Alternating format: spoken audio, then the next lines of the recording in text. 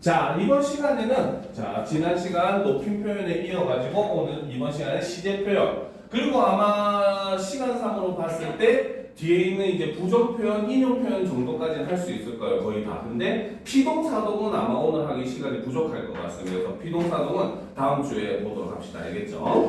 오케이? 자, 그러면 먼저 시제 표현에 대해서 한번 살펴보도록 합시다. 자, 시제 표현. 우리가 여러분들한테 시제 표현이 뭐냐라고 물어봤을 때, 자, 영어 시간에 이제 많이 배우는 뭐 과거, 현재, 미래, 보통 이렇게 얘기를 많이 하잖아요. 그렇죠? 자, 그런데 물론 그 설명도 틀린 건 아니긴 합니다. 알겠습니까? 하지만 우리가 지금 하는 거는 문법 이론적인 부분을 하고 있기 때문에 문법 용어들을 반드시 사용을 해줘야 돼요. 알겠죠? 자, 시제 표현을 설명할 때 반드시 나와야 되는 용어는 바로 사건시와 발화시라는 겁니다. 자, 그래서 이 시제 표현이라고 하는 거는 문법적으로 표현하면 바로 뭐다? 사건시와 발화시 간의 선후 관계를 표현한 것이 바로 시제 표현이다라고 생각을 하셔야 돼요. 알겠습니까? 자, 그럼 이제 사건시가 뭔지 발화시가 뭔지 일단 간단하게 한번 살펴봅시다. 자, 사건시라고 하는 것은 바로 뭐다? 문장 속에 등장하는 사건이 일어난 시점을 우리는 사건시라고 합니다. 알겠습니까? 자, 예를 들어서 철수가 밥을 먹었다. 그럼 이 문제에서 사건은 뭡니까? 밥을 먹은 거예요. 그렇지. 철수가 밥을 먹은 거잖아. 그렇지. 이게 사건인 겁니다. 무슨 말인지 알겠죠? 자, 그 다음에 발화시라고 하는 거는 바로 뭐다? 지금 그 문장의 대화가 이루어지고 있는 시점을 우리는 발화시라고 한다는 거죠.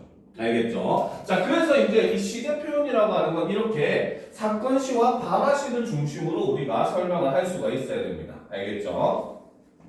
자, 그러면 시제 첫 번째, 과거 시제부터 한번 살펴보도록 합시다. 자, 과거 시제는 이제 사건시와 발화시로 설명을 하면 뭐라고 할 수 있다? 바로 사건시가 발화시보다 앞서는 경우. 알겠습니까? 자, 근데 이거는 여러분들 함정에 빠뜨리기 위해서 여러 가지 방법으로 설명을 할 수가 있어요. 알겠죠? 예를 들어서 사건시보다 발화시가 뒤에 오는 경우 해도 똑같은 말입니다. 알겠습니까? 혹은 발화시가 사건시보다 뒤에 오는 경우, 그렇지? 혹은 발화시보다 사건시가 앞서는 경우, 이런 식으로 해도 전부 다 과거 시제를 나타내는 말 똑같은 말입니다. 알겠습니까? 별로 의학할 건 없어요. 알겠지? 자, 선생님이 문법 할 때는 항상 부지런해야 잘한다고 얘기를 했어요. 그렇죠? 그렇기 때문에 만약에 그 시제를 표현하는 그런 그 문장들이 이제 여러 방식으로 표현이 될 때, 알겠죠? 옆에다가, 선지 옆에다가 하나 써보세요. 간단하게 그냥 발, 그 다음에 사, 혹은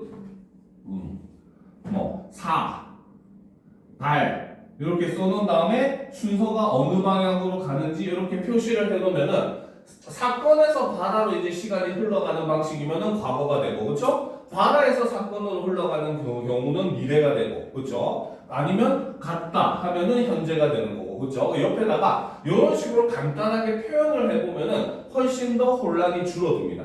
알겠습니까? 요거 하나 하는 거랑 안 하는 거랑 차이가 생각보다 많이 커요. 알겠죠? 머릿속으로 괜히 머리통 굴리다가는 실수하기 딱 쉬운 게 이런 단어들입니다. 문법 단어이에요. 알겠죠? 자, 그래서 이제 과거 시제를 그림으로 표현을 하면은, 자, 요게 이제 시간축이 되겠죠? 자, 시간을 기준으로 했을 때 그림으로 나누면 사건시가 앞에 오고 그 이후에 발화시가 오는 그 경우가 바로 과거 시제다라고 볼 수 있다는 겁니다. 알겠습니까? 자, 과거 시제를 표현하는 방법은 크게 두 가지로 나눌 수가 있는데, 첫 번째는 시간 부사어를 사용합니다. 알겠습니까? 뭐 어제, 작년에, 지난번에, 아까, 방금, 그때 이런 것 같은 시간 부사어를 사용을 할 수가 있다는 거죠. 알겠죠? 자, 그 다음이 이제 사실은 중요한 겁니다. 자, 보도록 합시다. 그 다음에는 자, 과거 시제를 나타내주는 어미를 사용을 해서 우리는 과거 시제를 표현을 할 수가 있어요. 알겠죠? 그래서 과거 시제 어미를 사용하는 방법이 있는데, 자, 요 경우도 서술어로 쓰이는 경우랑 뭡니까? 관형어로 쓰이는 경우가 서로 다르게 나타납니다. 알겠습니까? 자, 먼저 문장에서 서술어로 사용되는 경우는 과거 시제를 어떻게 나눌 수 있다? 바로 과거 시제 선어만 어미 at, 혹은 더를 사용을 할 수가 있습니다. 알겠습니까? 자, 이거 같은 경우는 바로 뭐다? 동사, 형용사 공통입니다.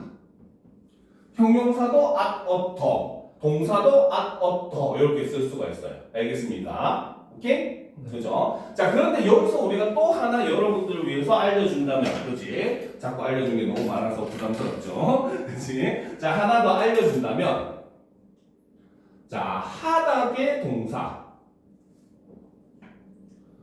동사의 경우. 그죠? 과거 시제, 선어말, 어미로 엿을 사용을 합니다.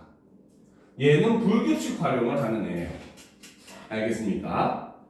오케이? 그죠?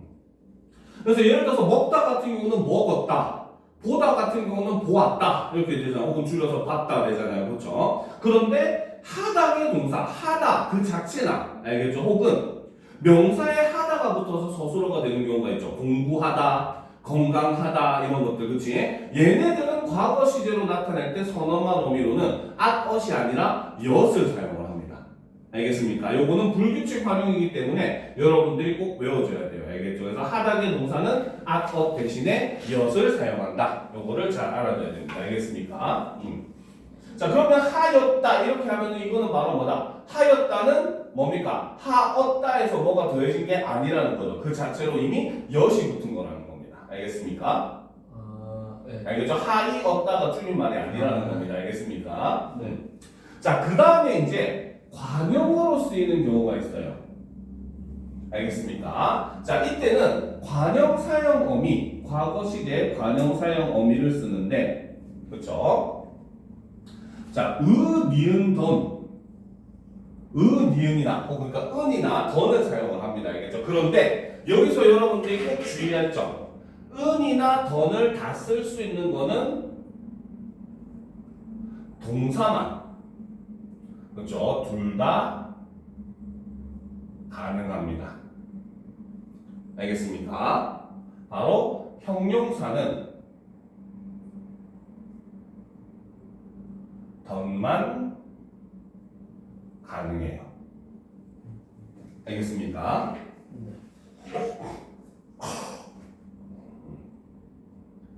그래서 예쁘다가 예쁜 해버리면 이거는 무슨 시제가 돼버려? 예쁜 꽃 하면 예쁜 꽃. 아니 시제 예쁜 게 지금 예쁜 거. 그렇지, 바로 현재가 되는 겁니다. 예쁜 꽃 하면 지금 예쁜 꽃이 되는 거예요. 알겠습니까? 그래서 형용사 같은 경우는 니은을 쓰게 되면 현재 시제가 되기 때문에 과거 시제에서는 니은을 쓸 수가 없어요. 알겠죠? 그래서 이때 과거 시제에서는 형용사는 던만 사용을 합니다. 알겠습니까? 그러니까 사실 우리가 지금 이렇게 설명하는 게 바로 학교에서도 그냥 시제만 간단하게 설명을 할 거예요. 학교에서도 뭐 은던을 쓰는데 동사는 둘 다 쓸 수 있고 형용사는 던만 써 이렇게 설명하고 한단 말이죠. 알겠죠? 중요한 거는 요거를 응용하면은 무슨 문제가 나올 수 있느냐? 바로 동사와 형용사를 구분하는 문제가 나올 수가 있어요. 품사 문제지만 우리가 배웠던 바로 이 뭡니까? 시제를 통해 가지고 동사와 형용사를 구분하는 문제 성립이 충분히 가능한 겁니다. 무슨 말인지 알겠습니까? 그렇기 때문에 그런 유형의 문제도 나올 수 있다고 여러분들이 반드시 예상을 해야 돼요. 알겠습니까? 자, 그래서 이제 과거 시제 같은 경우는 서술어는 at, 혹은 던을 쓰고, 그렇죠? 관형어 같은 경우는 은던을 쓰는데 은은 동사만 사용이 가능하다라는 거 알아둘 필요가 있습니다. 알겠습니까? 네. 자, 그 다음 이제 두 번째 시제가 바로 현재 시제죠. 자, 현재 시제는 바로 뭐다? 사건 시가 발화 시와 일치하는 경우, 사건 시와라고 하는 게 맞겠죠. 발화 시가 일치하는 경우. 그죠? 자, 그래서 현재 시제를 표현하는 방법에는 역시 똑같이 현재 시제를 나타내는 시간 무서워를 사용을 할 수가 있긴 합니다. 알겠죠? 그런데 이때는 솔직하게 얘기를 하면은 주의가 필요합니다. 알겠습니까? 자, 대표적인 현재 시제를 나타낸 시간 무사어 오늘을 예를 들어 봅시다. 알겠습니까? 나는 오늘 아침밥을 먹었다. 이래 보이면 이 문장의 시제는 과거입니까? 현재입니까? 미래입니까? 과거. 그렇지. 아침밥을 먹었다가 되니까 과거입니다. 알겠죠? 오늘이란 말이 붙었음에도 불구하고. 그렇죠? 그 다음 나는 오늘 친구들과 영화를 보겠다. 이렇게 하면은 시제가 뭡니까? 미래. 그렇지. 미래가 돼버립니다. 같은 오늘이지만 바로 뭐다? 현재를 나타내는 시간 무사어는 세분화시켜버리면은 과거나 미래로도 표현을 할 수가 있다는 거예요. 그래서 우리가 현재 시제를 나타내는 시간 무사어는 좀 조심을 할 필요가 있습니다. 알겠죠? 그래서 현재 시제 시간 무사어는 그렇죠. 현재 시제 시간 무사어는 세분화하면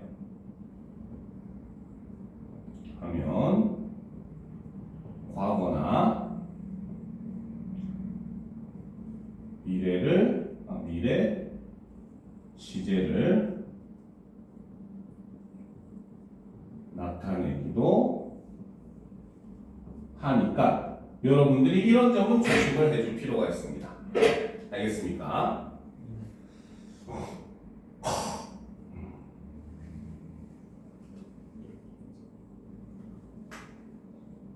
다 적었어요?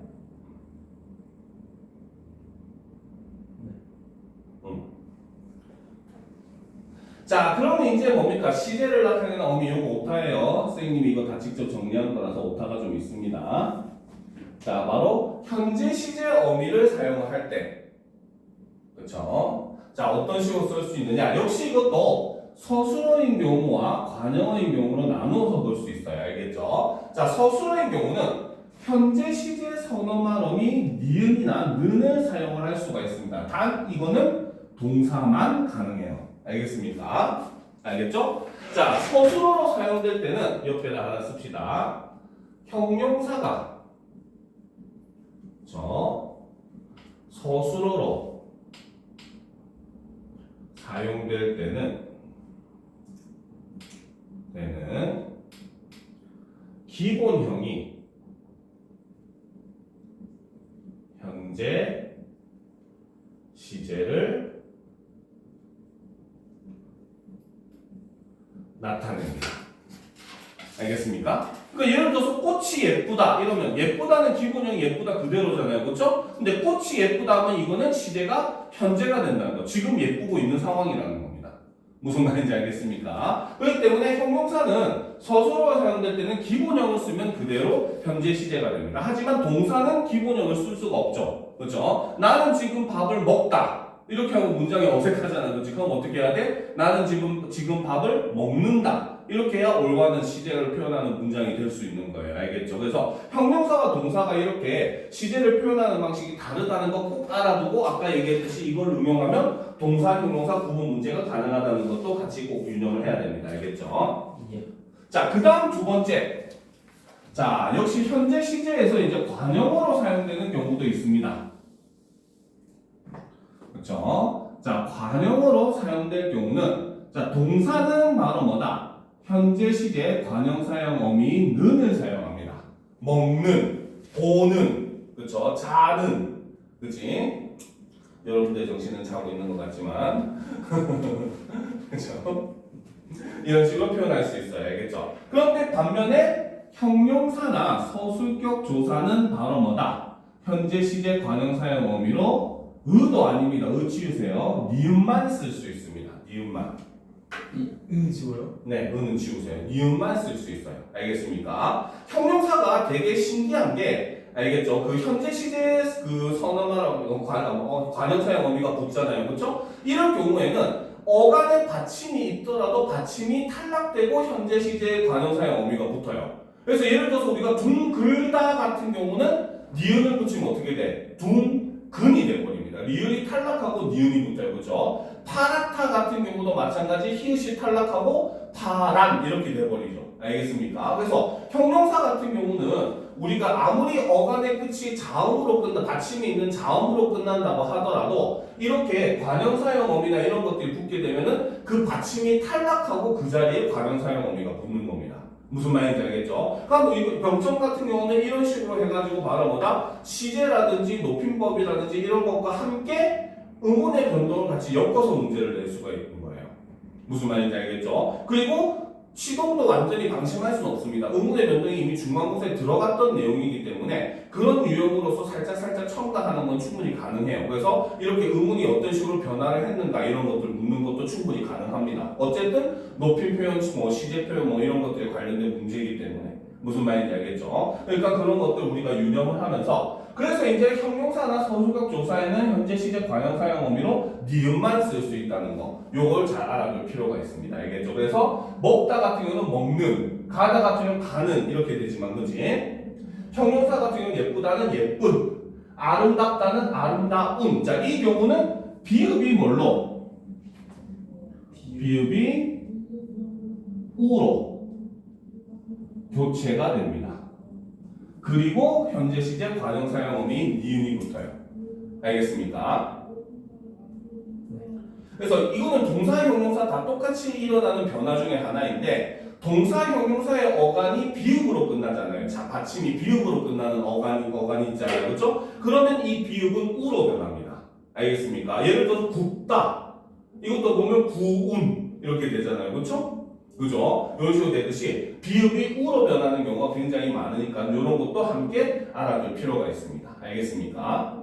이해가 되죠? 그렇죠? 자, 그 다음 이제 세 번째 바로 미래 시제가 있죠. 자, 미래 시제는 바로 뭐다? 사건 시가 바라시보다 뒤에 오는 경우, 바라시가 사건 시보다 앞에 오는 경우, 그렇죠? 사건 시보다 바라시가 앞에 오는 경우, 그렇지? 그다음 바라시가 바라시보다 사건 시가 뭡니까 뒤에 오는 경우 이런 식으로 여러 가지로 표현을 할 수 있겠죠, 그렇죠? 자, 어쨌든 뭡니까 그 시간 축을 가지고 우리가 이야기를 했을 때 바라가 일어난 시점에 아직 사건이 일어나지 않은 걸 우리는 미래 시제라고 이야기를 한다는 거죠. 알겠습니까? 자, 미래 시제를 표현하는 방법은 역시 마찬가지 미래 시제를 나타내는 시간 부사어를 사용하면 됩니다. 미래 시제 시간 부사어는 과거랑 마찬가지로 이거는 시제가 고정이기 때문에 상관없이 쓰면 돼요. 알겠죠? 네. 그렇죠? 내일은 항상 내일이잖아. 그렇지? 그러니까 다이어트 할 때 항상 내일이 안 오죠. 그렇지? 그렇죠? 그렇지? 그렇기 때문에 미래 시제라고 하는 건 항상 시제가 고정입니다. 과거도 마찬가지고. 자, 그 다음에 이제 우리가 두 번째를 보게 되면은 역시 마찬가지 미래 시제를 나타내주는 어미를 사용을 할 수가 있어요. 알겠습니까? 자, 이것도 역시 서술어로 사용될 때랑 관형어로 사용될 때를 구분할 수가 있는데, 자, 서술어로 사용될 때는 미래 시제 선어말 어미 get을 사용을 합니다. 얘는 동사, 형용사 공통입니다. 공통입니다. 알겠죠? 오케이? 네. 자, 그런데 get은 사실 다른 걸 주의해야 돼요. 알겠습니까? 자, get은 의미가 사실 두 가지로 나눌 수가 있습니다. 바로 선어말, 어미, get 같은 경우는 두 가지 의미로 우리가 해석을 할 수가 있어요. 알겠죠? 자, 첫 번째로 자, 나는 이번 주 일요일에 친구들과 영화를 보겠다. 이렇게 얘기를 하면은 이건 무슨 뜻이야?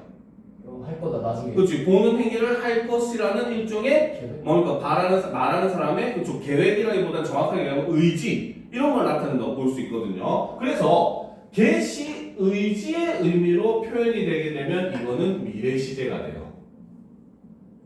혹은 get이 미래 시제로 사용됐다면은 이거는 의지를 나타낼 확률이 굉장히 높습니다. 알겠습니까? 오케이? 자, 그런데 두 번째 이런 경우가 있어요. 지금쯤이면 철수가 숙제를 다 끝냈겠다.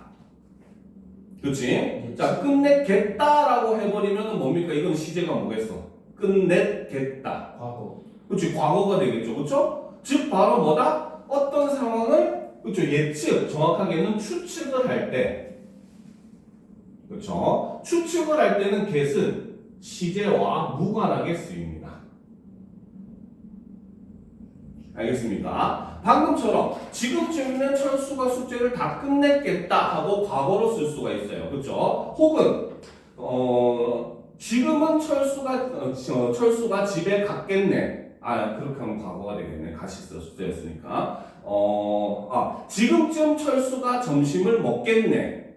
이렇게 하면 바로 뭐다? 현재 시제의 추측의 의미가 되는 거죠. 알겠습니까? 혹은 내일이면은 철수를 보겠네 하면은 내일의 내용을 뭡니까? 추측하는 거잖아요. 그렇죠? 그래서 get이 추측의 의미로 사용이 되면은 시제와 무관하게 과거, 현재, 미래 다 사용이 가능합니다. 알겠죠? 네. 오케이? 자, 그래서 이 get의 의미는 우리가 좀 조심을 할 필요가 있습니다. 알겠습니까?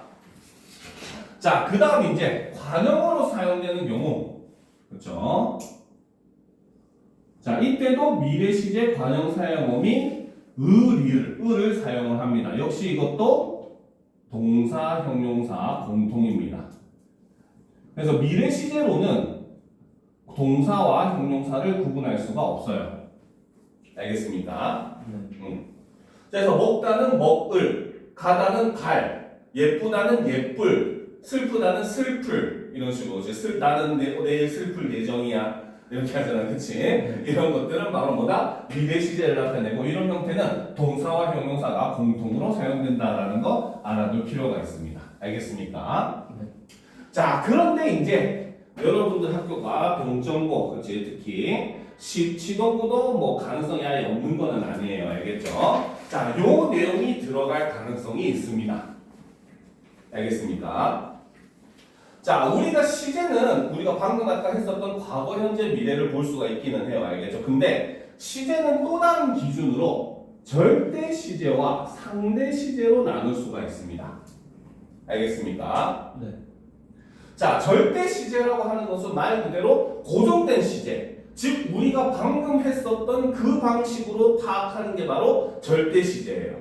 무슨 말인지 알겠습니까? 그래서 이거는 문장의 기본적인 시제를 얘기를 하고 이 절대 시제는 핵심이 바로 뭐다? 이거는 문장의 전체 시제를 나타내고 요 절대 시제 같은 경우는 바로 뭐다? 문장 제일 마지막 서술어를 중심으로 파악을 하면 됩니다. 알겠습니까? 절대 시제는 솔직히 정말 쉬워요. 알겠죠? 문장이 아무리 막 복잡하게 꼬고 하더라도 다 필요 없습니다. 그냥 맨 마지막에 있는 서술어 하나만 보면은 절대 시제 파악은 정말 쉽습니다. 알겠습니까? 말 그대로 뭡니까? 나는 어제 어머니가 사와서 맛있게 예쁘게 포장해 놓은 빵을 뜯어가지고 결국 혼자 먹었다. 하더라도 어쨌든 마지막 서술은 먹었다잖아요. 그렇죠? 그러니까 그 먹었다를 기준으로 절대 시제는 무조건 과거가 될 수밖에 없는 거예요. 알겠죠? 문장의 복잡성 이런 거 아무것도 생각할 필요가 없습니다. 알겠습니까? 자, 그런데 상대 시제라고 하는 게 존재를 해요. 알겠습니까? 자, 상대 시제라고 하는 것은 바로 뭐냐면 자, 이거는 이제 일종의 이것도 솔직히 상대 시제를 제대로 파악하려면은 우리가 문장에 대한 지식이 필요해요. 절에 관련된 지식이 필요하거든요. 아는 문장, 안긴 문장에서 명사절, 관형절, 부사절, 서술절 이런 것 절에 대한 지식이 좀 필요하기는 합니다. 알겠죠? 근데 상대 시제의 개념은 사실 바로 뭐냐면 자, 아는 문장에 대한 안긴 문장의 시제를 우리는 상대 시제라고 이야기를 합니다. 알겠습니까? 오케이? 자, 그래서 얘는 어떻게 판단을 하냐면 자, 전체 서술어, 즉 제일 끝에 있는 서술어죠. 그렇죠? 이 전체 서술어를 시제와 관계없이 현재로 그렇죠? 가정 후에 안긴 문장의 시제를 파악을 하는 것이 상대 시제입니다. 알겠습니까? 말이 좀 복잡하고 어렵기는 하죠. 그렇죠? 근데 몇 번, 한 두세 번만 연습해 보면 사실 굉장히 쉬워요. 알겠습니까? 자, 그러면 이제 밑에 한번 보도록 합시다. 그렇죠? 자, 밑에 예문을 선생님이 4개를 적어놨어요. 그치? 여기 다 적었어? 가정 구해줘 무슨. 네 됐습니다.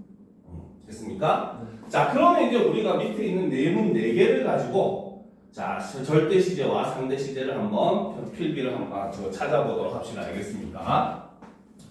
자, 일단 이거를 하기 전에 여러분들한테 지금 이 짧은 시간에 문장에 대한 모든 걸 설명을 할 수는 없어요. 알겠죠? 자, 그런데 그 문장을 모두 설명을 할 수는 없지만 여러분들이 스스로를 쉽게 파악하게 해줄 수는 있습니다. 알겠습니까? 자, 요거 하나만 유념하세요.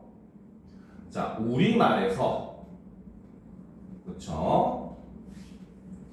서술어가 될 수 있는 낱말은 3개밖에 없습니다. 첫 번째 동사, 두 번째 형용사, 그리고 세 번째가 바로 체언 플러스 이다. 바로 체언에다가 서술격 조사가 붙는 요 3가지만이 우리 국어에서 서술어가 될 수 있는 거예요. 알겠습니까? 네.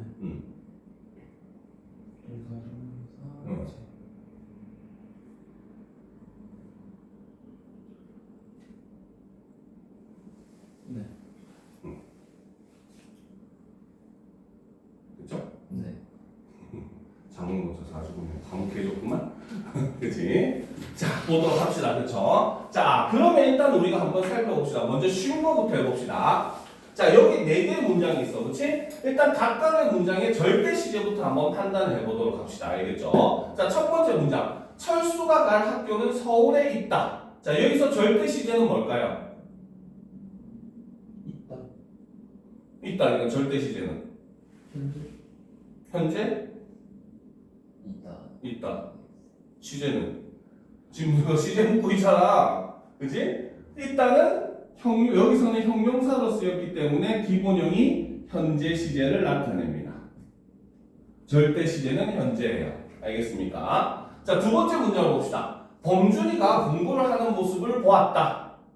자, 이 문장에서 절대 시제는 뭡니까? 보았다. 그치? 보았다니까 뭐 과거가 되겠죠. 그렇죠? 절대 시제는 과거가 되는 겁니다. 네. 알겠습니까? 그 다음 성주가 받은 성적에 모두가 기뻐했다. 자, 여기서 절대 시제는 과거. 왜? 나. 그렇지, 기뻐했다. 하였다가 줄여서 했다가 됐죠. 역시 절대 시제는 과거가 되죠. 그죠? 자, 정수가 먹은 과자는 내가 사온 것이다. 현재.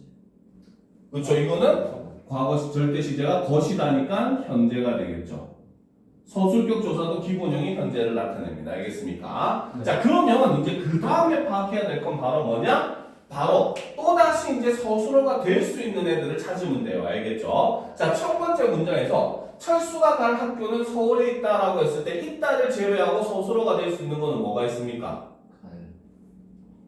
뭐? 갈. 그렇지. 왜 대답을 안 합니까?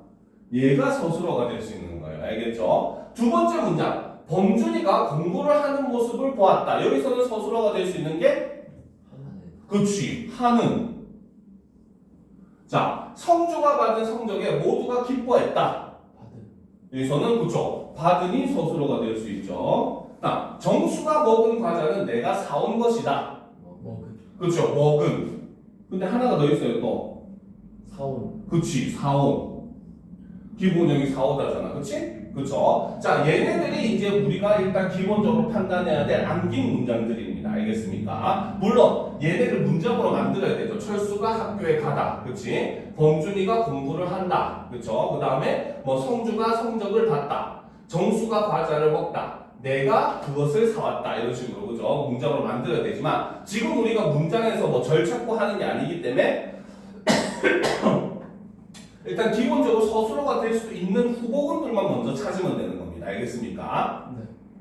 알겠죠? 자, 그럼 이제 비교를 해봅시다. 철수가 갈 학교는 서울에 있다. 이렇게 표현했어. 그치? 자, 있다는 이미 현재이기도 하지만 얘를 현재로 뒀을 때 철수가 학교에 가는 시점은 과거입니까? 미래입니까? 현재입니까? 미래. 그치. 얘는 상대 시제가 미래가 된다는 거죠.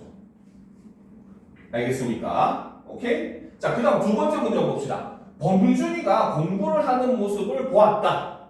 그렇죠? 본 시점을 현재로 뒀을 때 공부를 하는 거는 현재입니까? 과거입니까? 미래입니까? 현재. 뭐겠어? 현재. 그렇지. 현재입니다. 왜? 지금 현재 하고 있는 걸 본 거니까. 네. 그죠? 그걸 그냥 과거로 표현했을 뿐인 거잖아요. 그죠? 그래서 보았다가 현재가 되면은 공부를 하는 것도 현재가 되는 겁니다. 그 본 시점과 한 시점이 일치를 하게 되잖아요. 그렇죠? 그 다음 세 번째, 성주가 받은 성적에 모두가 기뻐했다. 받았던. 그죠? 이것은 기뻐한 시점에서 성적을 받은 거는 과거입니까? 현재입니까? 미래입니까? 과거죠.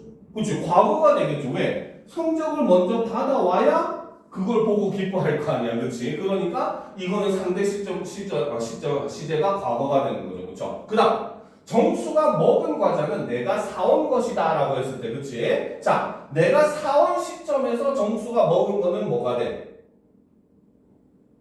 그러니까 미래. 음. 사온 게 먹은 거보다 먼저인 거죠. 네.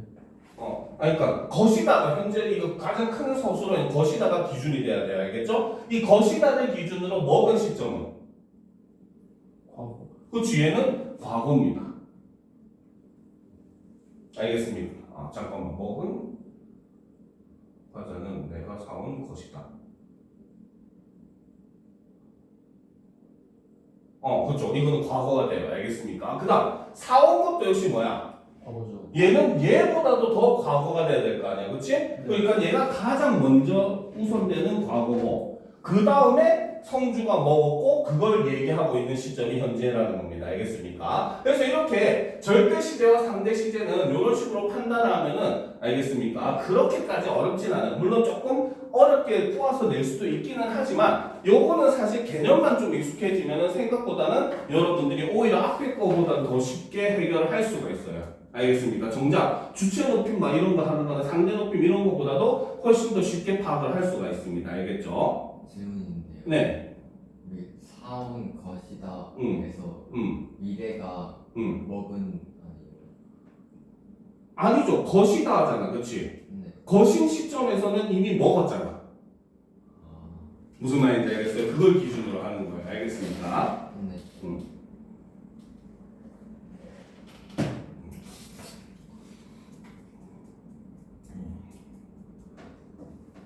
자, 그래서 이제 우리가 이렇게 절대 시제와 상대 시제를 파악을 할 수가 있습니다. 자, 이 절대 시제, 상대 시제 같은 경우는 솔직하게 얘기하면 수능 모의고사에 한 번도 나온 적이 없어요.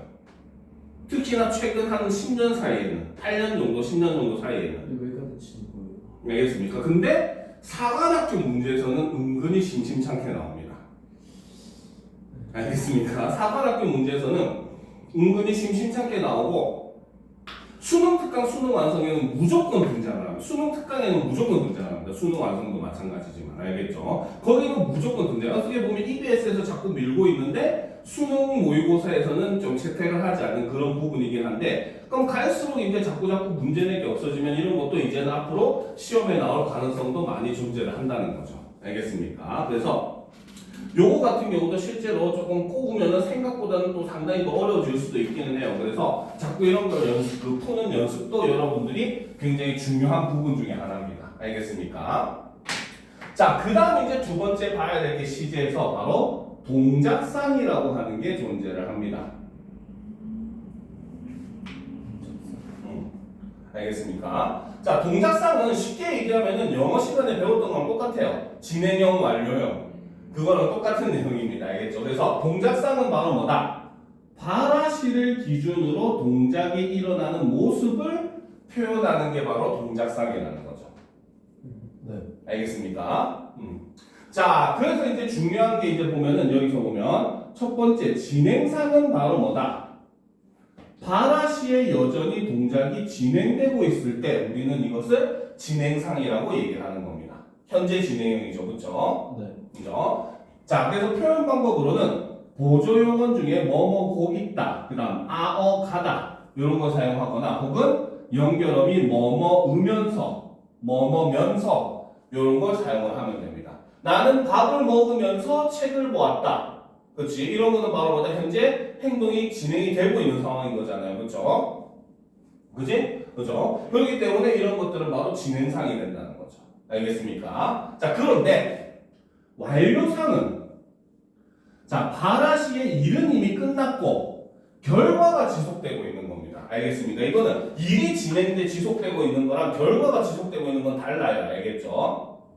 근데 실제로 이제 문제 선지에서는 이렇게 여러분들 헷갈리게 하기 위해서 결과가 지속된다는 말을 꼭 집어넣습니다. 알겠습니까? 근데 핵심은 완료상이랑 똑같아요. 이미 일은 끝났다 라고 생각을 하면 돼요. 알겠습니까?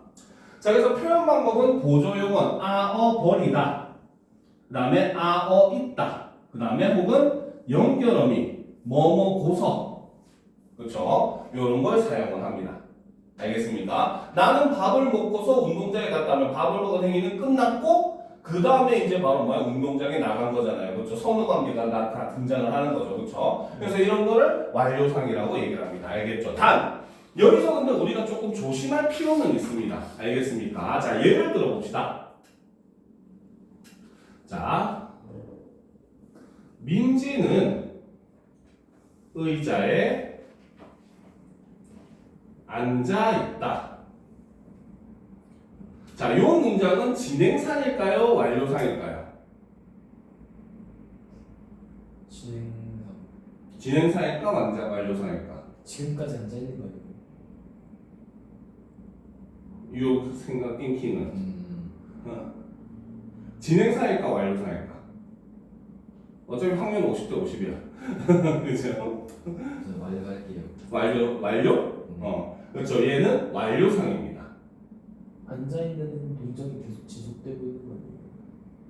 아니죠. 앉는 행위는 뭡니까? 행위가 지속되는 게 아니라 앉아 있는 상태가 지속되는 거죠. 행위는 이미 끝났죠. 앉는 행위는. 무슨 말인지 알겠습니까? 이 경우는 앉는 행위는 완료가 되었고, 그렇죠? 앉아 있는 상태가 그렇죠. 상태, 즉 이 말은 결과라고 봐야 돼요. 알겠죠? 그래서 상태가 결과가 지속되고 있는 것이기 때문에 이 경우는 우리는 완료상으로 봅니다. 알겠습니까? 자, 그다음, 그렇죠? 그지? 자, 민지는 지금 옷을 입고 있다. 근데 아까 저거대로에 눌리면 이것도 완료상 아니에요? 완료사는 것. 완료상일까? 진행상일까? 이거 뭔가 잠깐만. 진행상에 나올 타이밍이긴 한데. 응? 진행이. 응? 완료상일까? 진행상일까? 그러니까 옷을 입어서 응. 그 옷을 입고 있다는 상태가 지금까지 지속되고 있다는 거 아니에요? 뭔가 진행. 자, 주대를 가지고 얘기를 해봅시다. 틀려도 상관없어요. 지금 틀리는 게 좋은 거예요, 오히려. 뭔가 그래야 기억이 오래 남지. 그치? 뭔가 진행상이 나올 타이밍이긴 한데 응. 완료상으로 할게요 그냥. 어느? 진행. 진행상? 얘는 진행상, 완료상 모두 가능한 중의적 표현입니다. 예? 알겠습니까? 왜 중의적 표현이냐? 진행상으로 해석을 하면 바로 뭐다? 현재 입는 중이죠. 그치, 옷을 입는 행위를 하는 중이라는 뜻이죠. 말 그대로 지금 하나하나씩 벗고 옷을 갈아입고 있는 거야. 알겠죠? 야한 생각 금지. 알겠습니까? 알겠죠? 그런데 완료상으로 해석하면 바로 뭐다? 바로 현재 옷을 그렇죠. 입은 결과가 옷을 그렇죠. 지속되고 다 입은 상태, 즉 결과가 지속이 된다는 이런 의미로 쓰이면은 완료상이 되기 때문에 이 문장 같은 경우는 바로 뭐다? 사실 중의적 표현이 된다는 거죠. 두 가지 의미를 나타낼 수 있다는 겁니다. 무슨 말인지 알겠습니까? 됐죠? 그래서 이런 것 같은 경우는 우리가 표현을 주의를 해야 됩니다. 여러분들이 조금 판단하기 쉽도록 실제로 뭐 학교에서도 마찬가지고 선생님도 이렇게 보조용은 대표적으로 이런 것들을 쓰고 연결어미론 이런 것들을 쓰고라고 알려주지만 절대 이거를 절대적인 답이라고 100%라고 생각을 하면 안 된다는 겁니다. 이게 특히 아오 있다, 고 있다 같은 말 같은 경우는 좀 주의를 할 필요가 있다는 겁니다. 이거는 여러분들이 문맥상으로 의미를 좀 제대로 한 번 더 파악을 해봐야 되는 문제라는 거죠. 알겠습니까? 자, 여기까지가 이제 시제 표현이었습니다. 알겠죠? 네. 자, 피동사동은 쭉 넘어가고, 넘어가요? 네, 다음 주에 한다고 했잖아요. 아. 자, 부정 표현으로 갑시다. 피동사동은 지금 건들면은 시간 안에 못 끝내기 때문에 시간 안에 끝낼 수 있는 부정 표현과 인용 표현까지만 하고 마무리를 할 거고 다음 주에 피동사동 할 겁니다. 알겠습니까? 알겠습니다. 자, 그러면 이제 부정 표현부터 보도록 합시다. 준비됐죠? 네. 그렇죠? 자, 부정 표현은 이거는 저 솔직히 너무 쉬운 거니까 되게 간단하게 끝낼 수가 있어요. 자, 부정 표현이라고 하는 건 바로 뭐다? 어떤 사실이나 생각에 대해 그렇다고 인정하지 않는 의미를 나타내는 표현을 우리는 부정 표현이라고 합니다. 알겠습니까? 알겠죠? 자, 우리 국어에서 부정 표현은 못 부정 표현, 못 부정문과 안 부정문 두 가지로 나눌 수가 있습니다. 알겠죠? 자, 나는 숙제를 못했다. 무슨 뜻입니까? 숙제를 못했어요. 능력이 부족해서. 그치, 뭐 시간이 안 됐다든지 혹은 뭐 팔이 부러졌다든지 그쵸? 뭔가 사정이 있었기 때문에 하고 싶었지만 할 수가 있었다 없었다? 없었다는 거죠. 자, 그래서 못 부정문 같은 경우는 그렇지? 자, 정리를 합시다. 우리 국어에서 부정 표현은 첫 번째 못 부정문은 기본적인 못이라는 의미가 사용되면 이것은 하고자 하는 의지는 존재했다는 거야. 알겠습니까? 알겠죠? 하지만 그것을 할 수 있는 능력이 있다 없다? 없다. 그쵸? 이런 능력 없는 것들. 그치? 능력이 없는 겁니다. 알겠죠? 그렇기 때문에 못 부정문을 무슨 부정? 능력 부정이라고 하는 거예요. 알겠습니까? 네. 이해가 되죠? 그래서 못 부정문 같은 경우는 옆에 나와 있지만 능력 부정입니다. 즉 화자에게 어떤 행위를 하고자 하는 의지는 있으나 능력이나 상황, 여건 등으로 인해 일이 일어나지 못할 때 우리는 못 부정문을 사용을 한다는 거죠. 알겠습니까? 자, 그런데 반대로 선생님 저는 숙제를 안 했습니다. 안 부정문. 의지 없어요. 그렇죠. 안 부정문은 무슨 뜻이다? 얘는 아예 의지가 없는 거죠. 능력은 있어요. 그렇죠. 능력은 당연히 사실은 됐던 겁니다. 알겠습니까? 할 수 있었는데 안 했을 때 우리는 안 부정문을 쓰는 겁니다. 알겠죠? 그래서 우리는 안 부정문을 무슨 부정? 의지 부정이라고 얘기를 하는 겁니다. 무슨 말인지 알겠죠? 그러면 여러분들이 쌤한테 선생님 저 숙제 안 했어요 하면은 맞아야 되겠죠. 그렇죠? 그지? 아주 그냥 4층에 거꾸로 매달아야 되는 상황인 거죠. 그렇죠? 자, 그래서 못 부정문 같은 경우는 이렇게 능력 부정이고 안 부정문 같은 경우는 바로 뭐다? 의지 부정이라고 볼 수 있어요. 알겠죠? 자, 그런데 안 부정문은 사실 하나가 더 추가됩니다. 바로 단순 부정 혹은 다른 말로는 사실 부정이라는 말을 씁니다. 알겠습니까? 즉 주체가 의지를 가질 수 없는 애들이 존재하잖아요. 우리는 책도 주제가 될 수 있고 하늘도 주제가 될 수 있고 주어가 될 수 있고 비도 주어가 될 수 있고 책상도 주어가 될 수 있고 의지가 없는 존재도 주어가 될 수 있습니다. 알겠죠? 그럴 경우에는 안 부정문만 쓸 수가 있어요. 알겠습니까? 내일 비가 못 온답니까? 안 온답니까? 안 온다. 그렇지, 안 온답니다. 알겠죠? 이 문장의 주어는 뭐야? 비잖아요. 그렇죠? 비이기 때문에 비는 의지를 가질 수 없는 존재이기 때문에 이 문장은 바로 뭐다? 그냥 비가 온다는 사실만 부정하는, 단순히 사실만 부정하는 문장이기 때문에 우리는 이것을 단순 부정 혹은 사실 부정이다라는 말을 사용을 한다는 거죠. 알겠죠? 그래서 의지 부정의 의미는 바로 뭐다? 어떤 일을 할 수 있는 여건이나 능력, 상황은 되지만 화자에게 하고자 하는 의지가 없는 경우에는 우리는 이것을 의지 부정이라고 얘기를 합니다.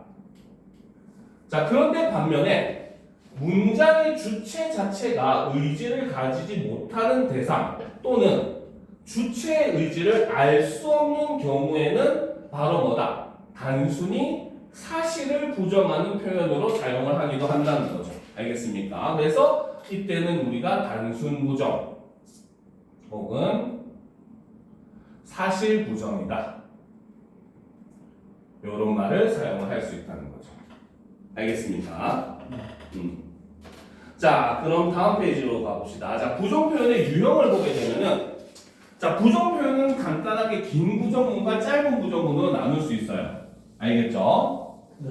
자, 긴 부정문 같은 경우는 바로 뭐다? 뭐뭐지 않다 혹은 뭐뭐지 못하다와 같은 형태. 그렇죠? 그래서 보조용문으로서 뭐뭐지 않다나 못하다를 사용하는 걸 우리는 긴 부정문이라고 합니다. 알죠? 그래서 먹지 않다, 먹지 않았다, 먹지 못했다, 먹지 못한다 이런 것들은 다 긴 부정문이 된다는 거죠. 알겠습니까? 자, 그런데 반면에 짧은 부정문은 뭐다?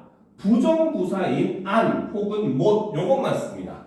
알겠습니까? 알겠죠? 네. 자, 그래서 이렇게 설명하면은 학생들이 항상 헷갈리는 게 있어요. 알겠습니까? 선생님, 안 한다가 맞아요? 아니면은 안 한다가 맞아요? 안 한다 아니에요? 안 한다? 응? 안 띄고 한다 아니에요? 안 뛰고 한다가 맞을까? 그 뭡니까? 안 한다가 맞을까? 이 경우는 요게 맞아요. 이 경우는 한다는 것을 부정하는 말이기 때문에. 무슨 말인지 알겠습니까? 근데 더 짜증나는 게 있죠. 쌤님, 못하다가 맞아요? 못하다가 맞아요? 못하다. 제가 위에 있는 건 아니겠죠? 응? 그 띄고 아니에요? 얘는 상황에 따라서 달라집니다. 알겠습니까? 얘는 앞에 다른 서술어가 오게 되면은 붙여 쓰는 게 맞아요.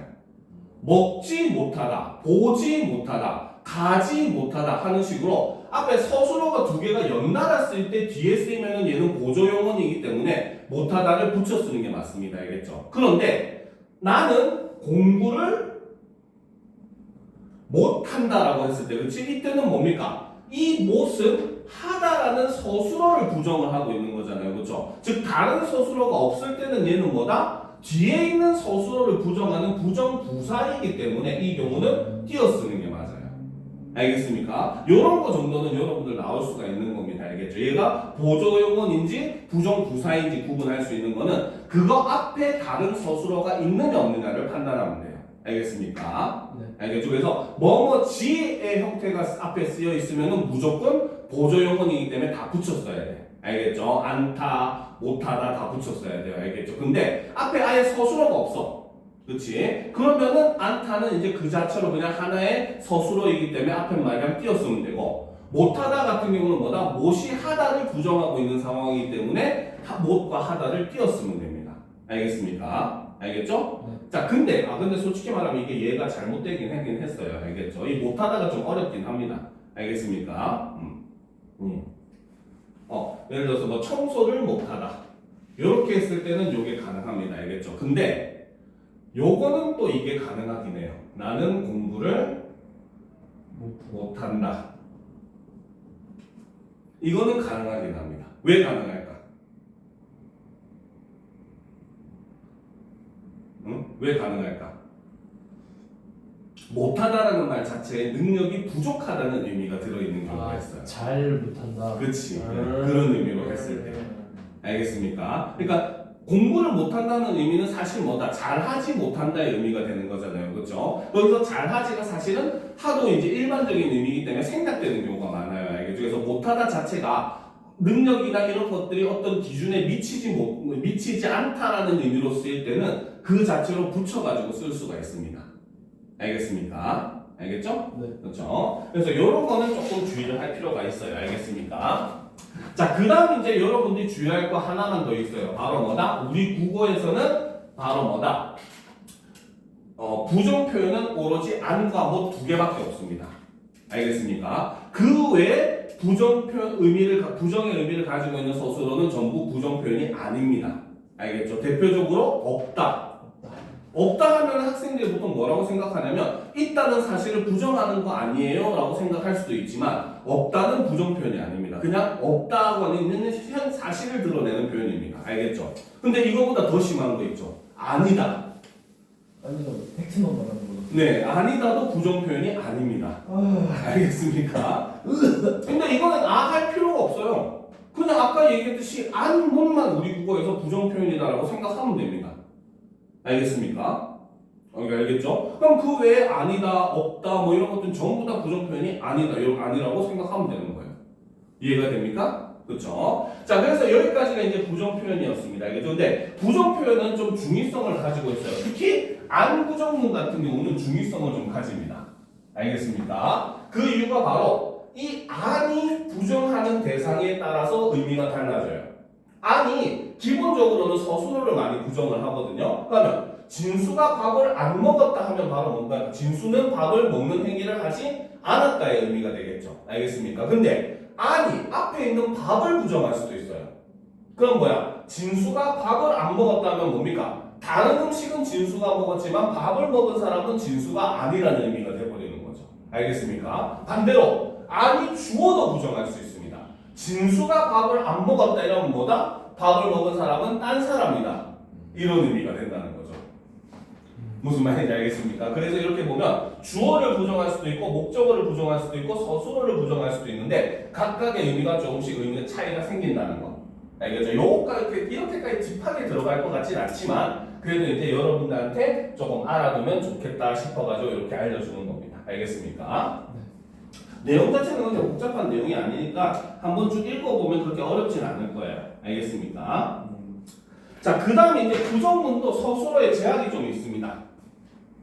알겠습니까? 자, 보면은 일반적으로 파생어나 합성어는 짧은 부정문을 취하지 않아요. 알겠습니까? 그래서 따라가지 않다. 잘 쓰지만, 그죠? 안 따라갔다는 잘 안 써요. 일상생활에서. 약간 부자연스러운 느낌이 들죠. 알겠죠? 그 다음에 화자의 의지와 상관없이 일어나는 현상은 목부정문만 쓴다는 거야. 나는 그는 그 사실을 깨닫지 못했다. 그의 의지랑 상관없이 일어나지 않는 일이잖아요. 그렇죠? 그는 그 사실을 깨닫지 않았다라고 표현하지 않는다는 거죠. 그렇죠? 사람이라면 누구나 능력이 되면 피하고자 할 상황을 나타내는 동사는 목부정문과 어울릴 수가 없다. 즉 안부정문만 쓴다는 거예요. 우등생은 성적을 걱정하지 않는다. 그렇죠. 당연한 거니까 이거는. 그렇지. 근데 우등생은 성적을 걱정하지 못한다. 이렇게 표현하지는 않는다는 거. 알겠지? 그래서 이것도 한번 읽어만 두면 됩니다. 알겠습니까? 네. 자, 그 다음에 이제 학교에서 여러분의 교과서에는 사실 이거 같은 경우는 솔직하게 얘기를 하면은 이 우리말의 문법 요소에서 해도 되지만 문장의 구조에서 해도 되는 내용이기는 해요. 알겠죠? 바로 뭐냐? 추가적으로 요거 하나 간단하게 씁시다. 바로 인용 표현이라고 하는 게 있습니다.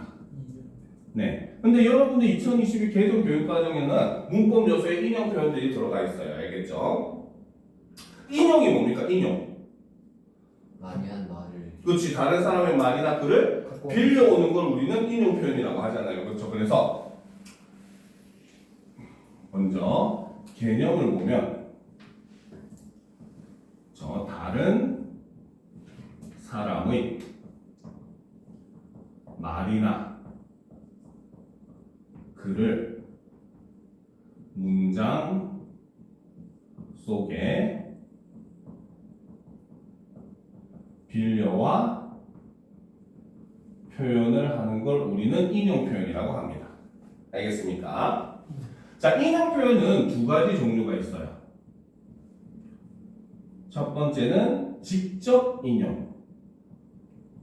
자, 물론 직접 인용과 간접 인용은 솔직하게 얘기하면 따옴표가 있는지 없는지만 보면 쉽게 구분이 되기는 합니다. 알겠죠? 근데 문법적으로 물어볼 때는 그렇게 답하면 안 돼요. 알겠죠? 특히 중학교생들 보면 선생님이 쉽게 구분하라고 그렇게 가르치는데 서술형에 직접 인용문과 간접 인용문의 차이를 서술하셔야 했는데 직접 인용문에는 따옴표가 있고 간접 인용문에는 따옴표가 없다 이러면 틀립니다. 알겠죠? 자, 문법적으로 얘기할 때는 직접 인용문은 바로 직접 인용 조사 뭐뭐라고를 사용을 합니다. 알겠습니까?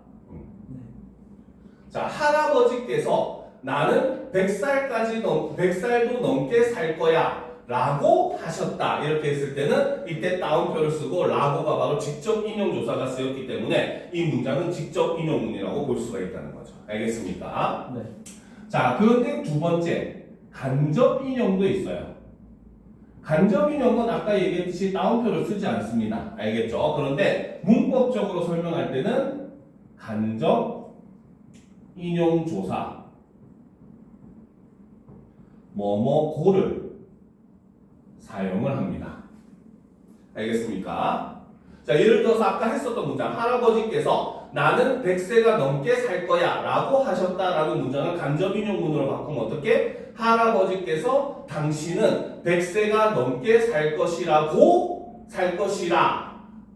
하셨다라고 되는 거예요. 여기서 조사는 고입니다. 알겠죠? 할 것이라까지가 문장이 되는 거죠. 할 것이까지 하면 문장이 안 되잖아. 그렇지? 할 것이라까지가 문장인 거고 할 것이라 고 하셨다라고 했을 때 고가 간접 인용 조사가 된다는 거죠. 무슨 말인지 알겠습니까? 알겠지? 오케이? 그렇죠. 사실 솔직히 문제를 풀어보면 그렇게 이건 어렵지 않아요. 알겠죠? 근데 오히려 직접 인용문과 간접 인용문 같을 때 최근에 어렵게 나오는 경향은 따로 있습니다. 알겠습니까? 네. 자, 이 부분에서 우리가 주의할 점은 바로 뭐냐면, 자, 직접 인용문을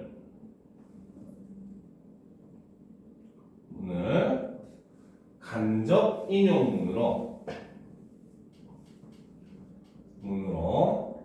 바꿀 때, 그렇죠? 직접 인용문의 그렇죠? 1인칭 주어의 경우 알맞은 주어 혹은 제귀 대명사로 주어로 대명사로 바꾸어 주어야 합니다. 그러니까 아까 예를 들었었던 문장 할아버지께서 나는 100세가 넘도록 살 거야 라고 하셨다라는 문장을 간접 인용으로 만들었을 때 나는을 쌤이 아까 뭐라고 했어? 할아버지께서는 당신은 이라고 표현했잖아. 그렇지? 여기서 바로 앞에 있는 할아버지를 받아서 극존칭으로 당신이라는 말을 쓰는 거거든요. 알겠습니까? 알겠지? 네.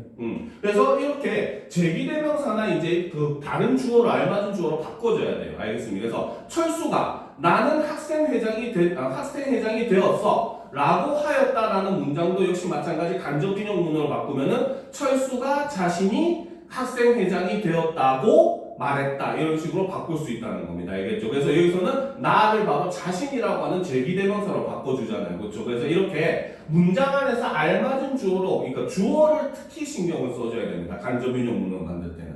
알겠습니까? 오케이? 그렇죠. 그래서 대명사 같은 것들을 특히나 주의해가지고 올바르게 잘 바꿔주는 게 가장 중요한 요소다라고 보는 게 이 단원에서 인용문에서 요즘 조금 최근에 약간씩 어렵게 나오는 트렌드 중에 하나입니다. 알겠습니까? 자, 일단 수업은 여기까지 하고 남은 시간 동안 일단 복습하고 질문 좀 하도록 합시다. 알겠죠? 혹은 뭐 문제 준 거를 조금 풀면서 질문을 해도 됩니다. 알겠습니까? 네.